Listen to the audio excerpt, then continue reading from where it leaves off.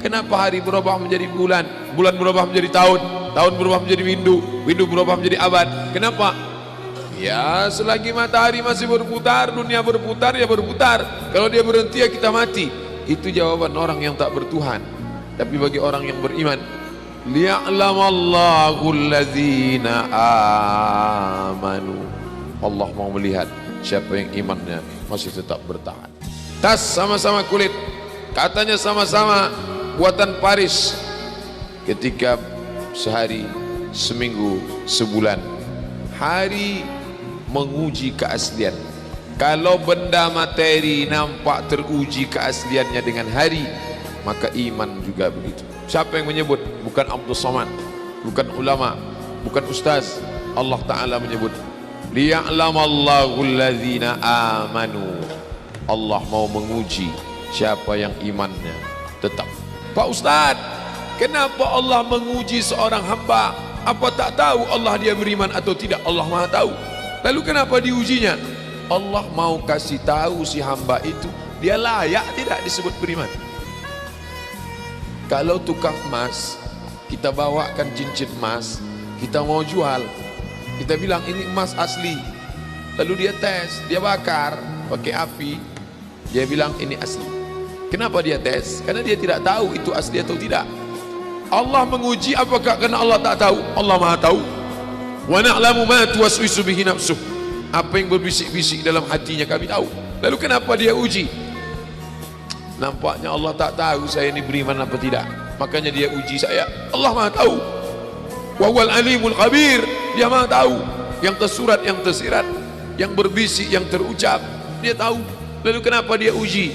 Dia mau ngasih tahu kamu layak apa tidak disebut orang beriman.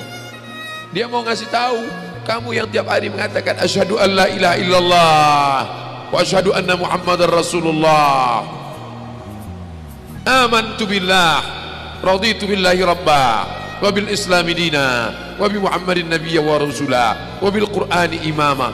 Layak tak kau ucapkan kalimat itu? Maka diujinya. Maka ketika ujian itu datang jangan terkejut, karena orang yang mengaku S2 pastilah dia diuji tesisnya. Orang yang mengaku doktor pastilah diuji disertasinya. Kalau ada mengaku doktor tapi belum menulis disertasi, berarti palsu. Kalau ada mengaku layak menjabati suatu tempat tapi belum teruji, berarti palsu. Yang palsu tak layak untuk menerima hadiah. Bapak Ibu yang dimuliakan Allah Subhanahu wa taala, maka ketika ujian itu datang, pada hari silih berganti itulah datang ujian. Wala nabluwannakum bisyai'im minal khauf. Kami uji dia dengan takut. Ujian yang pertama khauf, takut. Yang kaya takut miskin, yang senang takut susah, yang sayang pada anak takut anak mati, yang sayang pada ayah takut, yang punya istri takut istrinya meninggal, yang punya suami takut suaminya mendahului dia. Takut. Apakah takut itu bisa membuat orang menjadi kafir? Ya. Saking takutnya miskin, menghalalkan segala cara. Artis ingin eksis di panggung hiburan, maka dia buka yang tidak semestinya dilihat oleh bukan mahramnya. Apa yang membuat orang takut? Takut, takut, takut. Walanabluwannakum bisyai'im minal khauf. Kami uji kalian dengan rasa takut. Wal ju', lapar. Lapar, di mana letak lapar? Perut. Berapa panjang perut? Sejengkal. Gara-gara perut yang sejengkal, orang menghalalkan segala cara. Sejengkal perut, sejengkal di atas pusar, sejengkal di bawah pusar. Nafsu perut, nafsu syahwat. Kedua-dua nafsu ini membuat orang menjadi menghalalkan segala cara haram. Wala nabluwannakum bisyai'im minal khauf wa naqsim minal amwal wal anfus. Mati, sakit, takut mati, takut sakit, takut susah, takut melarat. Wa thamarat, takut buah-buahan hilang, takut paceklik, takut kemarau panjang, sampai-sampai meminta kepada setan, sampai-sampai memandikan kucing, sampai-sampai membuat sajen. Gara-gara apa itu semua? Takut, takut, takut. Wa basyiris sabirin, berikanlah kabar gembira kepada orang-orang yang sabar. Siapa itu? alladzina idza asabathum musibah, orang-orang yang ketika dia ditimpakan ujian itu, apa kata mereka?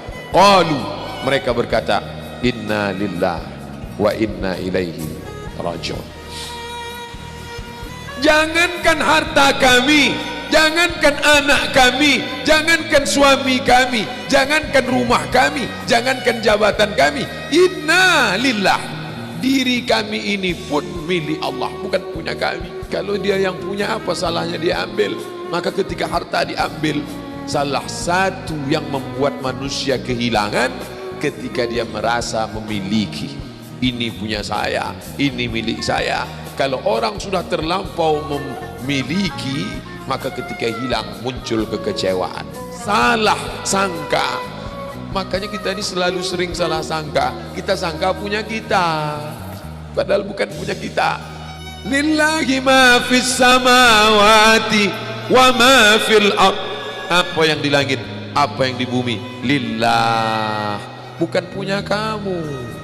Kenapa? Kalau sampai kita katakan punya kita, lalu ketika dia hilang, kita stres, kita depresi. Orang yang kehilangan anak, dia tidak sedih. Kenapa? Karena itu pergi duluan, nanti dia akan menyusul belakangan. Suami kehilangan istri, dia tak sedih. Kenapa? Karena sudah dibawanya ganti yang baru, Pak Ustadz. Bukan, dia tak sedih. Kenapa? Karena dia tahu nanti saya akan berjumpa dengan dia di tempat yang lebih kekal abadi. Sekarang kalau saya hidup sama-sama dia, dia tua, dia keriput, dia sakit, dia mati. Nanti saya berjumpa lagi dengan dia. Di mana? Di tempat kekal abadi yang tak pernah sakit, tak pernah mati. Orang beriman itu cuma dua saja. Kalau umurnya panjang, amalnya banyak. Kalau umurnya pendek, dosanya berkurang. Orang kafir bersedih kalau dia mati, ini belum selesai, proyek ini belum selesai. Orang beriman tak sedih. Kenapa? Akan dilanjutkan orang lain. Kalau Abdul Somad mati malam ini, sedihkah dia ada hadis yang belum sampai? Sedihkah dia ayat yang belum sampai? Tidak. Kenapa? Akan dilanjutkan oleh anak-anak muda. Satu meninggal, 1000 anak muda akan melanjutkan. Apa yang dia sedihkan?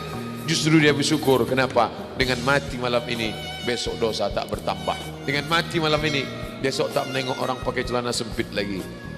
Besok tak menengok orang pakai celana pendek lagi. Selesai dosanya. Allahumma ja'alil hayata ziyadatan li fi kulli khair. Kalau kau tambah umurku hidup besok pagi, tambahkan kebaikan bertambah. Wa ja'alil mauta rahatan li min kulli syarr.